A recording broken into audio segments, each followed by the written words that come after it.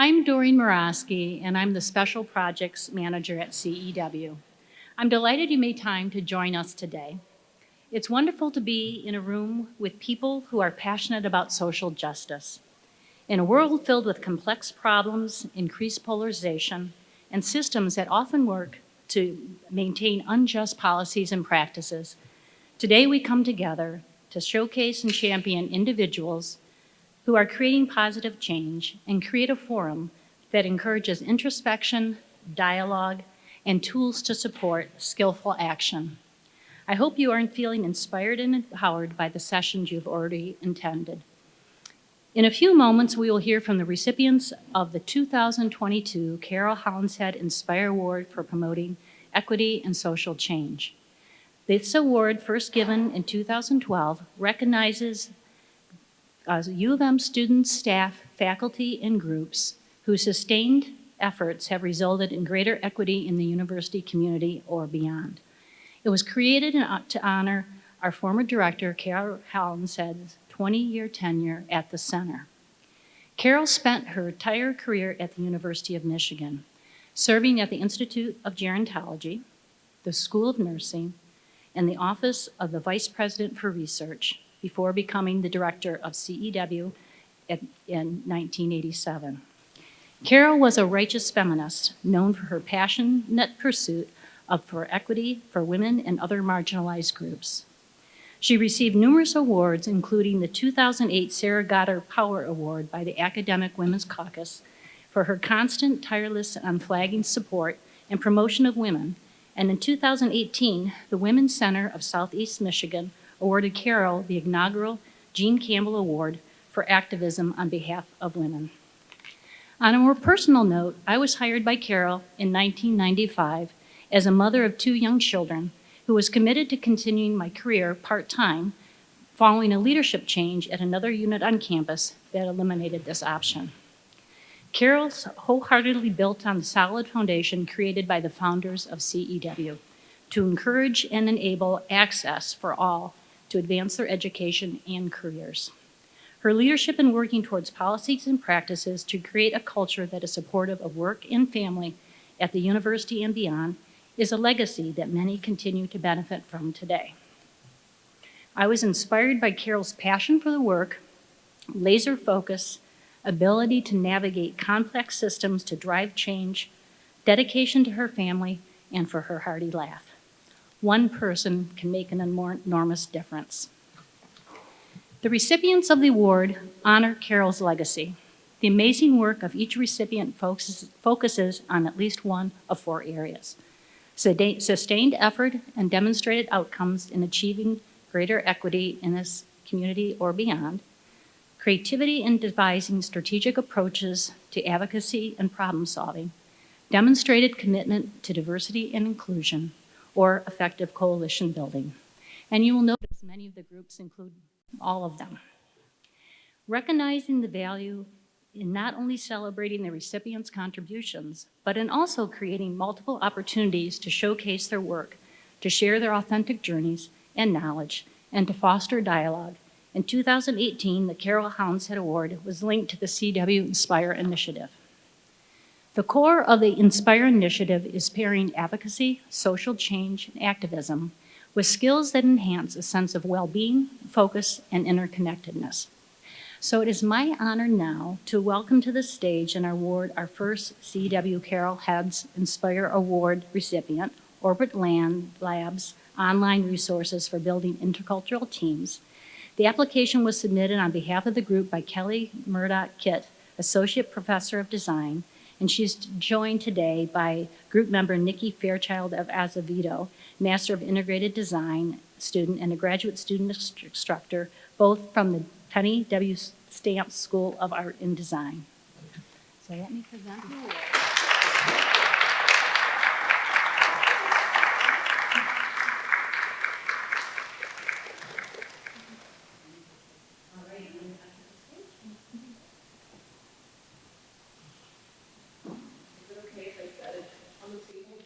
Want it. I just need a place to put it. Okay.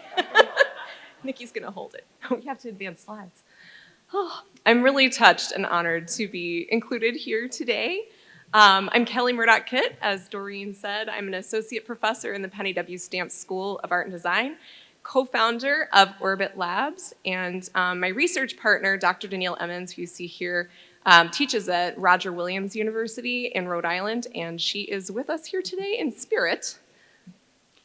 And I'm Nikki Fairchild Azevedo, a candidate of the Master's degree in Integrated Design and a graduate student instructor for the course Kelly created called Global Studio, which we'll be talking about today. If I can get the slides to advance. There we go. So Orbit, our research lab, stands for Online Resources for Building Intercultural Teams.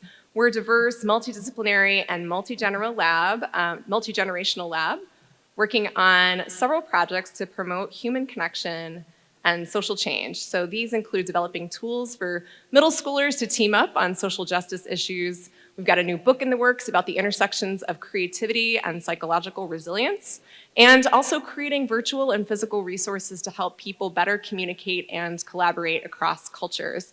And it's this last research topic which was the subject of our first book, which became the basis for the Global Studio course that we'll discuss. So my book includes our framework for the 6 dimensions of intercultural teamwork, as well as more than 30 visual thinking activities that my partner Danielle and I developed over the past 12 years. And so we created these activities through working with students who were based in North America and nations around the Arabian Gulf. And this started in a pre-COVID, pre-Zoom era, if you can imagine. We went beyond merely actually asking the students to just connect and communicate to engaging them in collaborative project-based learning, which is called COIL in this environment. And that type of work is hard enough when the students are actually located in the same classroom and feel that they share some surface similarities. But our COIL collaborations really take students outside of these comfort zones into an environment where we start encouraging conversations about positionality, privilege, bias, and stereotypes on individual and international levels. So it's really light, easy work. So like, why are we doing this? Well, during the early years of our research, we realized the numbers were really startling when it came to actual physical study abroad experiences. So while Danielle and I bring personal rationale for this, these numbers, which you see here from 2015 and 16, were really startling. So at that point, only 1.6% of our 20 million US college and university students were able to study abroad, and the global average is pretty similar.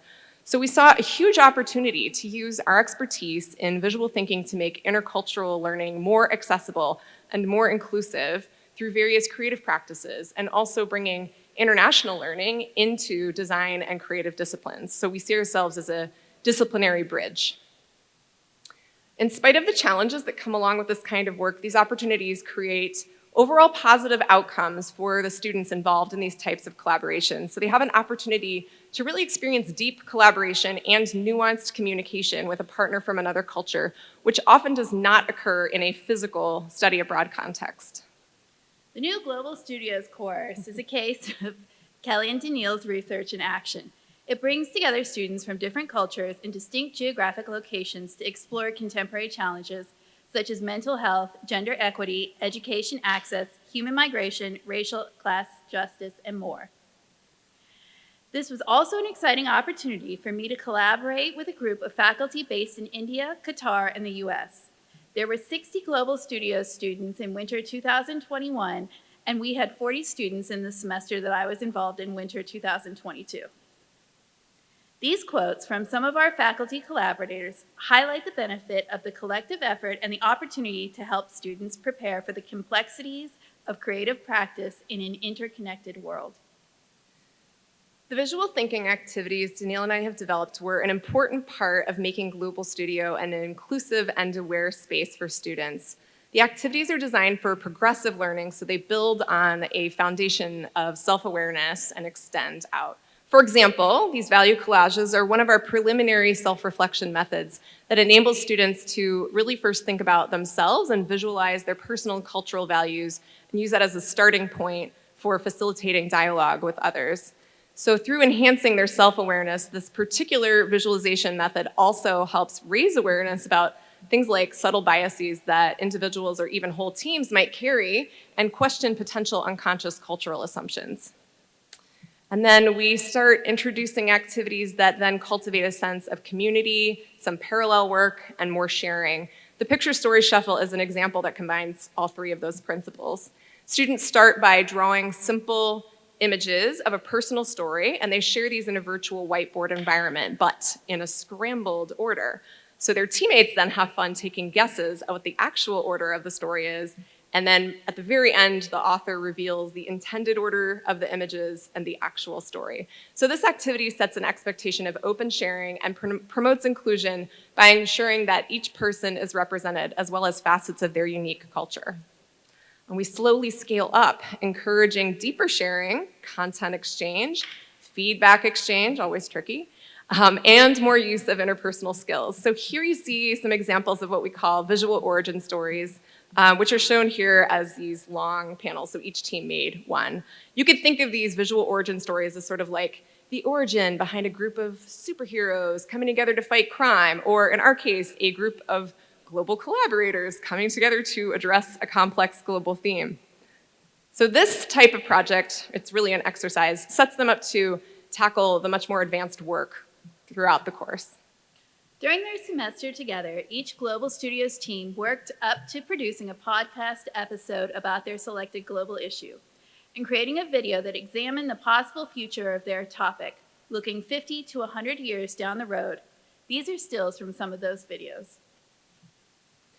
So over the past 12 years that Danielle and I have collected data on our visual thinking activities, we've also looked at the effect of our activities on students' ability to work in equitable and inclusive teams and to produce work that takes these values into consideration alongside their own personal and cultural values. And Global Studio actually provided us with a new opportunity to assess impact in a different way. Working with U of M's Trotter Multicultural Center, we implemented the Intercultural Development Inventory. We did not develop it, we implemented it. This is also called the IDI, and we use this with every student who participated in Global Studio. It involves self-assessments at the very beginning and end of international learning experiences to help you gauge how you see yourself navigating cultural differences. So this continuum outlines a range of mindsets that go from monocultural to intercultural, and you move up a stage in 15-point increments. So just to give you some perspective, it takes about 30 to 50 hours of specific focus on your intercultural competencies over a 6 to 12-month period to move up just one stage or 15 points on this continuum. And that is based on in-person experiences doing study work or volunteering abroad. This is the point where the UM students started out. And as you can see, the UM students significantly improved their intercultural development. This is approximately half a stage or a mindset of growth towards more multicultural mindset. And this happened in the span of just 3.5 months within a purely virtual cultural learning experience. Global Studios is also the first time that the IDI had been utilized in a virtual exchange at UM. Kelly, Danielle, and I will be giving a workshop on the Picture Story Shuffle method on campus in November. We hope you all will join us. Thank you.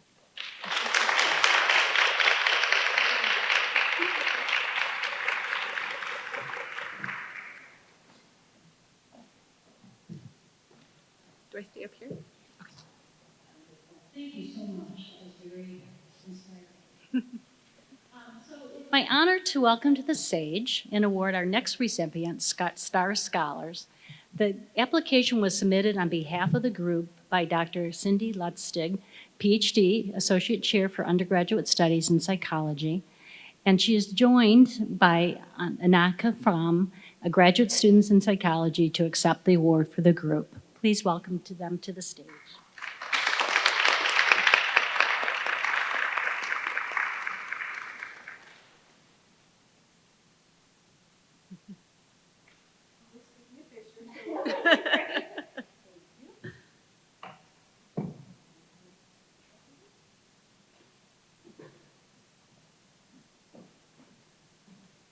Thank you so much for having us here, and I also just want to start by acknowledging that and thanking all the people who have made STAR possible. I've been very lucky to take this over from Preeti Shah, who actually started the program in collaboration with graduate students like Annika. And we've been funded by ODI, by Psychology, by Ninny Grants, by LSA, and actually last year by APS during COVID to be able to extend the program online. So let me just start with, sort of the history and the goals. So the problem, and, probably most of you have seen things like this. I think we all experience this in our disciplines. One is from NSF, so it's focused on STEM. But as we go through, underrepresented students participate in majors, but then they sort of gradually drop out. They're less likely to do honors theses. They're less likely to go on to graduate study. They're less likely to then become faculty and leaders in the field. And so we were noticing this particularly, and again, this is where Preeti gets the credit, as she was leading our senior and honors thesis program. And so in order to do something about this in psychology, well, the first thing to do is to figure out what the problem is. And a good way to figure out what the problem is to ask people. And so she began with so she and the graduate students put together a survey of graduating seniors, asked the, especially those who did not participate in the honors program, why they didn't. And one of the biggest things that came out is just a lack of skills and experience. So by the time that you are a junior and you should be applying to the senior and honors thesis program, you really should have built up that research experience beforehand if you're going to be successful to get into a lab. And a lot of people just don't realize that that's something they should be working on in their earlier years. They're too tied up in other activities, and also pressure a lot of times from family. I suspect almost everybody in this room has had the fun experience of trying to explain to your family of what it is that you do, and having them look at you and say, "Huh, so they pay you for that, do they?" Yeah. And so they also did a read of the literature on diversity and on undergraduate participation and research. And a lot of the same themes were echoed there. And again, a really big one is the lack of cultural capital. So awareness of the opportunities, awareness of norms of how to basically present yourself, apply for an opportunity, that you should be doing so. Likewise, if you don't know how to interact with faculty, then you're scared to interact with faculty, right? The professor is this big, scary person like at the front of the class. How do you help people overcome that? An inadequate recognition of the benefits, limited financial support, so not realizing that you don't actually have to pay for your thesis yourself, that there's funding available to do that, and perceived, personal barriers. I'm not the kind of person who does research. That's for those elite people over there. So there's the barriers and then there's the solutions. So on the solutions front, efficacy, I can do it, giving people the confidence, helping them overcome that imposter syndrome that plagues everyone is a big part of it. But even more important is working on that identity. I am a scholar, I am a scientist, I am a part of this community. And that's what really matters for people's longevity. So we need to go beyond teaching the students how to do the scholarly work. And so Preeti and the graduate students came together and they put together STAR. So STAR was originally Students Tackling Advanced Research. We've recently rebranded, but you gotta keep the cool acronym. So we are now Scholarship, Transferable Skills, Academics, and Research. And I will turn it over and let Annika take it from here. Great. So the way that Star Scholars works is in the fall, we conduct some online workshops that are available to all students. And we go through some of that kind of hidden curriculum and try to build up that cultural capital. So talking about things like, why would I want to get involved in research? How do I do that? What are kind of the resources to do that at University of Michigan? What about grad school opportunities? What does that process of application look like? What are maybe the benefits of that? And then in the winter, we really dig deep into these workshops. So instead of being open to everyone, we recruit a smaller group of undergraduate students here at University of Michigan. And they meet weekly in small groups, being mentored by graduate students like myself in psychology, who are really able to give them that personalized one-on-one help and talk to them about the things that they're interested in, the skills they're hoping to build, what type of research they would possibly want to get involved in. And again, we do more of these workshops. So try to build skills like building up a CV. So we will have them do a draft of a CV and we'll edit it. We do practice interviews with them. And we also have professors come in each week and give a talk about their research and also just their journey as a person. So trying to break down some of that intimidation of professors and really getting them to connect with grad students and professors and lots of people in the department. Often these are first and second year and transfer students, so students who may not be aware of the research opportunities in the psychology department and at University of Michigan yet, and really trying to build up the skills so that they can then go apply to research labs and find things that they're interested in following years. So since this is a lightning talk, I'm going to show you the next couple of slides very quickly, but they'll be available. So this just shows you what our fall seminars look like. There's actually one going on right now that's on the graduate school application process. And this is actually, again, part of our outreach to students at other institutions. So we advertise this one very broadly to MSIs. And we've had students as far away as Haiti, Iran, all over coming to these, which is really great. And we also post them to YouTube for people who can't make it. And then our workshops, as Annika was saying, like they're really built in an intentional sequence to kind of give people the skills, like in a big workshop. And then you go and you work with your mentor on an individualized basis. So after you learned about CVs, you get feedback on your CV. And then you go use your CV to meet people. So we're really helping to build these things up. And again, I cannot at all take credit for this. This was done before I got here, but they were very intentional about trying to hit all of these different dimensions in these different workshops. And it's not that one workshop focuses on one thing, but we do put heavy emphasis on some of them. So we do try to make sure that we hit that cultural capital. So what's involved in applying for a research position? What are you actually going to do in a lab? Why would you want to do this? How to put together a CV. If you come from a family where maybe nobody's ever had to put together even a resume, how do you know what a CV is and what that should look like? How to email your professors in a way that will actually get read. Apprehension interacting with faculty. Again, once you know how to interact with us, then we're not as scary anymore.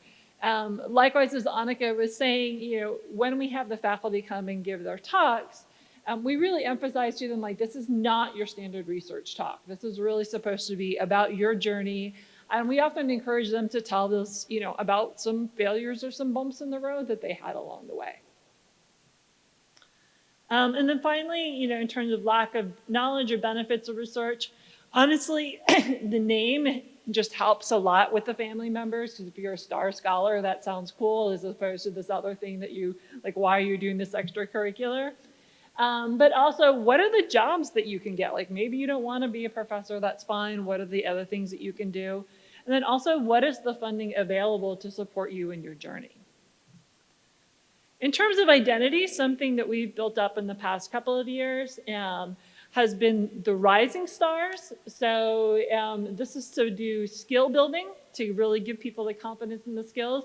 And it also helps make them really attractive when they're applying to labs. So they can get LinkedIn learning certificates, or they can do demonstration projects. And then our shining stars, again, that's taking the identity. You really own an identity when you go and you pass it on to somebody else. So they can earn a Shining Star certificate by doing some kind of community outreach or service that's related to the discipline. So our metrics and milestones, I'm just going to flash through this quickly. We do pre and post surveys. We get very big increases in self-reported confidence in applying to professors and going for research positions. If you want to read more, I have the link here again. For our grad students, an awesome thing, they actually have published a paper on the program. Almost all of our 2021 and 22 cohort has obtained a summer research position, and then we ran a separate one for those who didn't. And the biggest thing, our original intent in this was to increase underrepresented student participation in the senior and honors thesis program, and it's now equivalent to participation in the major. And I think we're one of the very few units that can currently say that. We would like to have more units saying that, so we would like to invite people to join us. So CogSci is going to be joining us this year, and we're also extending things out to students after they've completed STAR. And of course, another milestone is this award, so thank you again very much. And so again, I'm just going to hit with a promo. If you're interested in starting a STAR in your own unit, we are very eager to help people do that, and so hit us up.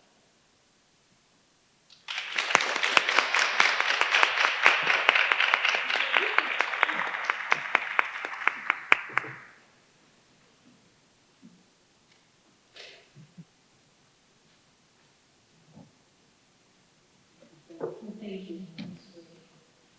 So next, let's see where we're going. Okay, so it's an honor for me to welcome to the stage our final recipient, Community Advisory Board for Lupus Care and Research. The application was submitted on behalf of the group by Courtney Pony, MD, MBA candidate, the University of Michigan Medical School and Ross School of Business. And she is with us today to accept the award, so please come up to the podium.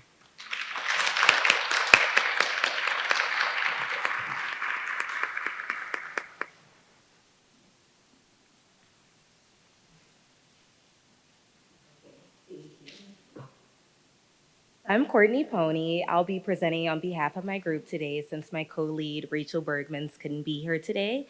And I'll be talking about how we can advance racial equity and inclusion in lupus care and research. So just the agenda for today, we'll start off by discussing the history of inequality in healthcare, talk about racial inequalities specific to lupus, then kind of go into a broad overview of the work that we're doing, and then I'll really focus in on the Community Advisory Board and the work I've been doing with that.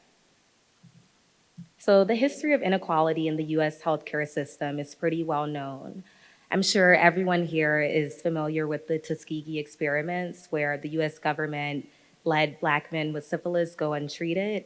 And also, you're probably pretty familiar with Henrietta Lacks and how her stem cells have been used for a lot of medical innovation without her permission or her family's permission.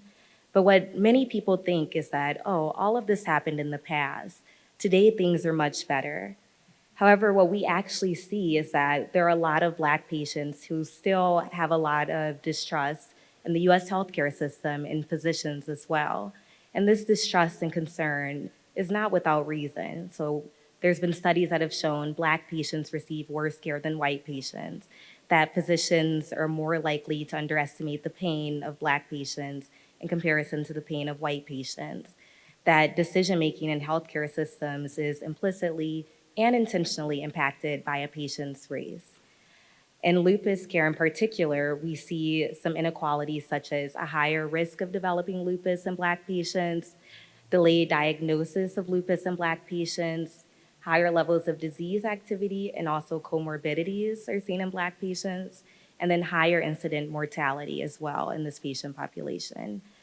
This inequality also carries over into the research side, where we see that patients with lupus who are Black make up 43% of the total lupus patient population, but only 14% of the patients that are in clinical trials for lupus. And the reason why all of this is important is because there's an interconnectedness of health, wellness, socioeconomic factors, and also political factors. So patients who might be facing discrimination or mistreatment in one area of their life, it can really spill over and affect other areas of their life, such as their health or their overall well-being. So what our work was focused on was a qualitative research component where we were really trying to better characterize the lived experiences of Black patients with lupus, a community advisory board where we got to meet with patients, and that's what I'll really be focusing on mostly. The tailoring of an evidence-based intervention, which is a website that we're working on creating for patients with lupus, and then also really emphasizing resource sharing, which means compensating participants for their expertise, and then also hosting some community education events. So this is just a pictograph showing what I was discussing. So we initially started with informal community member engagement through the networks listed on the screen. We then conducted a literature review where we were able to better understand the experience of Black patients with lupus. This led to a curriculum review and a preliminary outline for our project, which allowed for us to engage with participants through interviews and also focus groups. And then at that point, we just kind of reworked things, the curriculum, went back to the focus groups, went back to the curriculum, until we had the final curriculum. And at that point, we were able to really start to partner with community members. So before I launch into our project, I just wanted to give an overview of what community engaged research is. So it's an approach to research in which authentic partnerships between scholars and community members generate knowledge that is relevant to both scientific discovery and community concerns. And a key point of community engaged research is that it's not just researchers kind of coming in and taking what they need for their project, but they're also trying to give back to the community as well. So for our Community Advisory Board, the formal name was the Community Advisory Board for Lupus Care and Research, but we always shortened it to the Lupus CAB. It was actually established in 2021 by the Chronic Pain and Fatigue Research Center, Health Equity Corps, which sits in the Department of Anesthesia. And our team consisted of 8 Black patients, family members, or community representatives who either had lupus or had experience working with patients with lupus, 2 faculty researchers, my co-lead being one of them, 1 project coordinator, and then 1 student, which was me. We had 5 main goals for our project. We wanted to increase input from community representatives and experts just in lupus care and research. We wanted to work on tailoring an online resource that could be used for lupus self-management. We wanted help with identifying other resources that were needed to improve and support patients with lupus. Also, we wanted to identify opportunities for academic community partnerships that could support lupus patients at critical time points. And lastly, we were really interested in developing strategies for building community interest and engagement in research. So some tangible outcomes that we had were 6 monthly meetings to date. And at these meetings, we really were just talking about the lived experiences of Black women with lupus. So we discussed about navigating healthcare settings, symptom management, and just also self-management of other lupus symptoms. We had 2 symposia that we're currently in the works of planning. One is focused on educating providers and other healthcare professionals that treat patients with lupus. And the other symposia is really focused on community outreach and how people can best support family members with lupus or themselves if they have lupus. Lastly, we're working on an evidence-based educational website for lupus. And this was, I'm not sure if people are familiar with the pain guide, but this was another thing that was done by the Health Equity Corps for patients with chronic pain, just a website that helps them with symptom management, a place where they can go and learn more about their condition, or people who aren't familiar with chronic pain can learn more about it. So we're working on creating one for the Lupus CAB in conjunction with the patients that were in our Community Advisory Board. So the long-term goal of our project is really fostering a long-term relationship with the Black lupus patient community, which will allow for these continued conversations and development in terms of lupus research and lupus care for this patient population. And it's very important for us to have this long-term connection because we want to make sure that we avoid something called parachute research, which is when researchers kind of drop into community, they gather the information that they need, speak with community representatives, and make a paper. And after that, the connection is just lost. So it's really important to us that we have this continued connection and that we just continue to strengthen and foster those relationships that we've created through our Community Advisory Board. So thank you for listening to my presentation.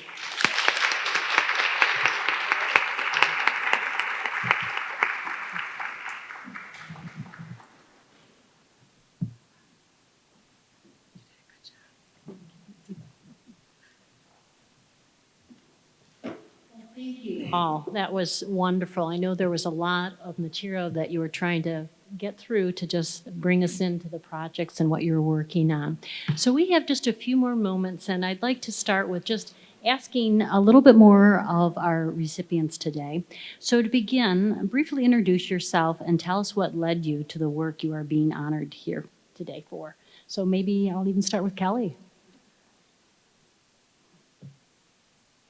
Well, I talked a little bit about it in my talk, just in terms of those study abroad statistics, and that my research partner Danielle and I felt like it was really important for students to be able to have some sort of cultural learning experience. I think we take for granted at an institution like U of M that we have an incredibly high study abroad rate, and it's not the reality across the US and worldwide.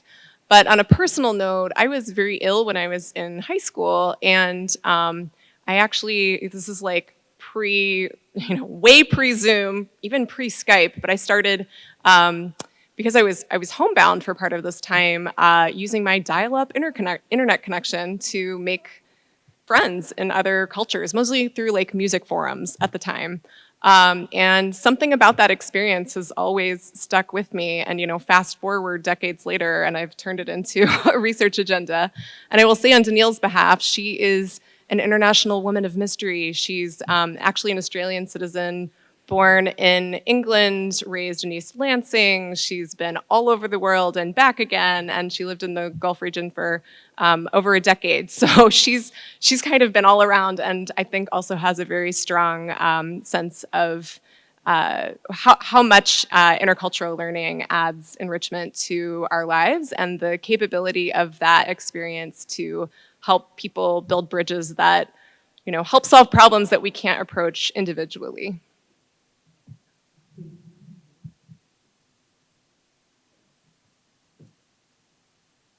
Is it on? You just use mine. Yeah, I'll use yours. Thank you. Sure. Okay. And then for me, I have been involved in lupus research back since undergrad. So I was a comparative literature major, and my senior thesis focused on lupus patient narratives within Brazil. When I started medical school here, I got connected with Dr. Kalenberg. She knew about my interest in lupus. She's a rheumatologist here, and then also my interest in community engagement. So when this project came up with my co-lead, Dr. Rachel Bergman, she was like, I feel like you would be a good fit for this. And she really got me connected to it. And yeah, I've been helping out ever since. So, in my case, it's just sort of a way of trying to pay back some of the luck and some of the things that people have done for me along the way. I grew up literally on a dirt road out in Ohio. Sorry. I got to college, and it is only, by the luck of dating somebody who was completely paranoid about the fact that we must get into research, to do this, that, I learned that this was a thing. And then coming from that relatively small school and, going around barefoot to all my classes, because that's just what I did. And then going to Duke, it was just like a completely different universe for me. And I was really lucky that a professor who had themselves, started off on a pig farm, like running into town to, basically dumpster dive to feed the animals, and became then a professor at Duke, sort of saw something in me and said, yeah, okay, let's help this kid along. And I think for, Annika can speak to this, I think, for a lot of our graduate student mentors, they are RMF fellows themselves. And so they've seen themselves come through this, and they want to, bring along more people. And, the more people that we have, the better change we can make. I'd love to hear again, as we really get to know people more, and to hear their stories about how they found the work that's meaningful and important to them, and then the difference they want to make, and getting there. So thank you for that. So as you reflect on the theme of the symposium, creating change through introspection, dialogue, and action, in what ways have you or your groups used introspection and dialogue or dialogue as a foundation to advance the work and to take action? I would say that those two elements are really foundational principles to pretty much everything we do, not just in our research lab, but also in a course like Global Studio, because you can't actually move forward with the dialogue without the introspection piece. And so we're really trying to emphasize to students, to actually look at themselves first, right? You have to actually understand yourself in order to then reach out and try to understand someone else. And so the dialogue comes from that place of self-awareness, but it takes work, and they start realizing that when they dig into it. And the dialogue takes work as well. And so that's where the visual thinking activities come in, because it actually gives them something to talk about that does not make them feel as self-conscious as when there isn't a visual mediator. So when they're just put in a Zoom call and told to have a discussion, it's like crickets or very surface level, right? But when they've actually created something to bring to the conversation, suddenly you start really opening doors and these narratives emerge and you get this layer of, personal meaning, but also cultural nuance that does not come through without that kind of tool in the mix. Yes, and then for our group, I felt like introspection and dialogue was really key to it, especially the fact that we had these monthly meetings. They took place virtually over Zoom, and just with all the patients listening to their experiences. Oftentimes we had an agenda for what we wanted to get through on the meeting, like today we're gonna discuss the symposia we're planning, or we're gonna discuss the website. But oftentimes I feel like we wouldn't stick to the agenda, and instead we would just spend a lot of time with them just sharing their experiences being Black women living with lupus. And for me, I felt like it was a very enriching experience to hear that. And I think also it was helpful for a lot of the members as well, partly because they didn't have a familiarity with one another going into it. But just through these conversations, they found a lot of shared experiences and like similarities that we really want to make sure we highlight on our website.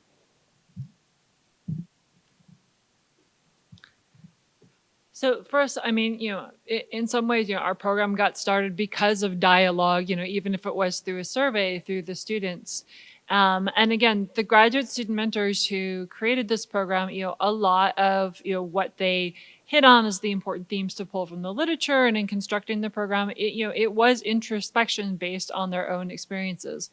And we are continuously shaping the programs because we have a lot of dialogue with our mentees and among each other as well. Like we have some really frank conversations about what it's like to be an underrepresented person or a first generation person who is in this research space and everything seems big and scary. And so that's always giving us opportunities to sort of revisit assumptions, look for new ways to improve. What I'm going to do at this moment, and I don't know, even listening to each other, and it's what's amazing to me is if we can allow people to actually be themselves, tell their stories, and also be able to then learn and form from where we've come to try to pave the way for others behind us to actually have them have an easier path is something what I'm hearing that from all of you. It's like, how do we really listen closely, understand our own experiences as a way to sort of navigate forward.